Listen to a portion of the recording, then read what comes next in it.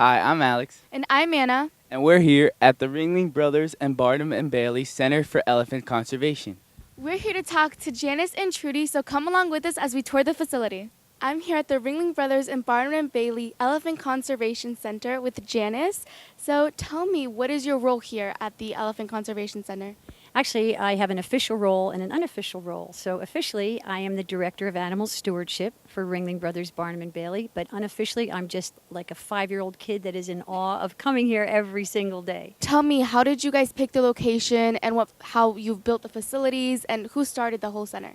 Actually, we can attribute all this success here to Kenneth Feld, who is the owner. He and his family own Ringling Brothers and Barnum and Bailey Circus, and we just celebrated our 20th anniversary here at the Center for Elephant Conservation. So this particular piece of property was very carefully chosen to suit the elephants. So if you notice, it's very humid, very hot. They like that. That's very, very good atmosphere for Asian elephants. And so this is a 200-acre piece of land in Central Florida. So a lot of components went into the choice, and mainly it just suited us. So I understand that scientists from all over the world come here to study these Asian elephants. Tell us about that. Well, because we have the largest herd of Asian elephants in the Western Hemisphere, we're able to accommodate the scientific community, and there's such a variety of ways that they are able to use our elephants for very different kinds of studies. But it's an ongoing involvement with the scientific and veterinary community. So I understand that one of the major reasons you have elephants here is to try and repopulate the species. Tell us how hard it is to do that. It's very difficult. An elephant can only possibly get pregnant maybe every 4 years, but we're very proud of our 26 birth rate, 26 successful births. That's a huge contribution to an endangered population. Tell us about the typical day here at the Center for the Elephants. Well, we are a working farm. We're not open to the public. So you'll hear a lot of tractor noise going on. Tractors work all day long, and our staff works all day long. In the morning, all the elephants who are housed in barns at night are walked out to their yards, and you can see that around here. And then in the afternoon, they're all walked back to a particular area where they're scrubbed, examined.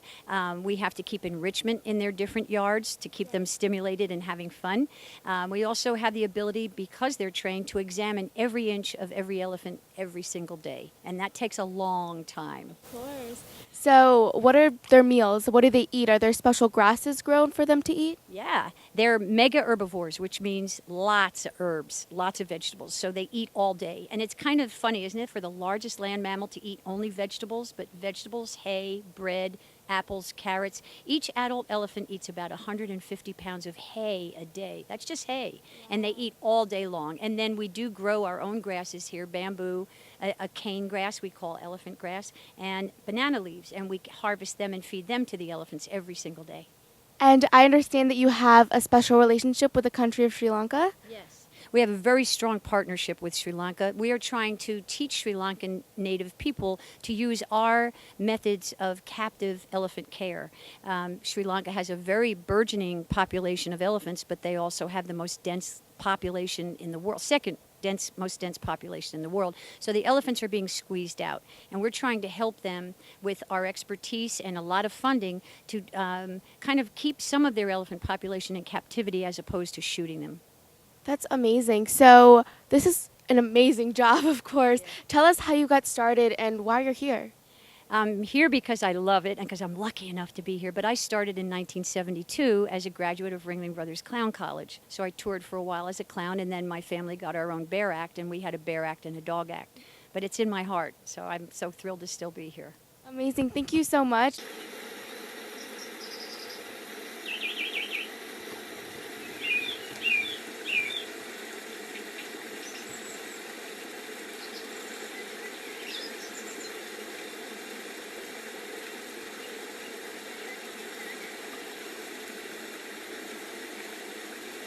Can you tell us a little bit about the staff that takes care of the herd and their responsibilities? Sure. We have about 18 people who live and work here. Some live here. And it's a 24-hour-a-day, 7-day-a-week commitment. So our people start very, very early in the morning, walking the elephants out to their different yards, studying everything that the elephants do, communicating with each other.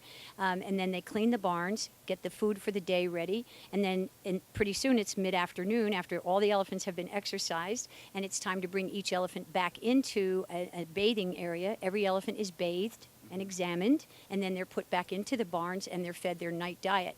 And their night diet is actually repeated at 6:30 and at 11:30, and then it all starts all over at 6 o'clock in the morning. I've heard that elephants are called pachyderms. Why? Pachyderm means thick skin. An elephant's skin in most parts of their body is actually about 1.5 inches thick. Okay. All the elephants that are here are from the circus, or do they just born here? Or? We still do have some lovely older senior citizens here who were brought in to the country before the mid-70s when it became illegal to import any elephants from Asia. And that's why our breeding program is so incredibly important. But we have had 26 births here, which is a wonderful thing. Can you tell us a little bit about the elephant training process and how it works? They're actually trained right from birth because their moms trust us. We're all there when an elephant is born, which is quite an amazing thing to see. So the baby elephants trust the people being in there with their moms. And then from day one, you get them used to you and used to hearing vocal commands. And that's the beginning of the training process. So taking care of them, their husbandry ordeal is really the basis of their whole training process. And then later on, when they're about 2 years old, we start teaching specific behaviors. Can you tell us your experiences with the elephants and your views on them? My experience with the elephants goes back 43 years. I started on top of an elephant in the shows as a performer. So when you're up there, you're on top of a moving mountain. And now, all these years later, I'm lucky enough to be on the ground, and I've been on the ground to see several elephants born, and sadly I've seen some of them pass away. But it's all part of Ringling Brothers' commitment from birth to grave to the endangered Asian elephant, and to be part of that in any way is such a privilege. I want to introduce you to Icky. She is 39 years old. She weighs about 10,000 pounds, and she's an endangered Asian elephant. She's one of 30 that live here at our facility in Florida. And she is the mother of the first calf born in our breeding program. So how did you breed her? How did that start? How did that happen? Well, we have, since we have the largest herd of Asian elephants in the Western Hemisphere, we have lots of females and lots of males, and we actually take blood from the females like Icky once a week to monitor their progesterone level, test progesterone levels, and that way we know when they're going to be cycling so we can put them in with the male. And then the male kind of does his job. He knows exactly what he needs to do, just kind of human nature. And then 22 months later, hopefully, we'll have a nice, healthy calf born. So Icky was a performer at the Ringling Brothers Circus, right? Yes. Yes, Icky was a performer, and she actually, the last time she was on tour, she went out with a companion of hers, Alana, and they both had calves, and it was the Romeo and Juliet tour. Juliet was the first calf born in our breeding program, and naturally when the next calf was a male, Romeo was just a great name for it. And I've heard she interacts really well with humans, right? Yes. Yes, as you can see, she enjoys the company of people, and she knows that we're here to make her life much, much better. We deliver food to her. You guys just keep grabbing carrots and giving them to her. She has you well trained already.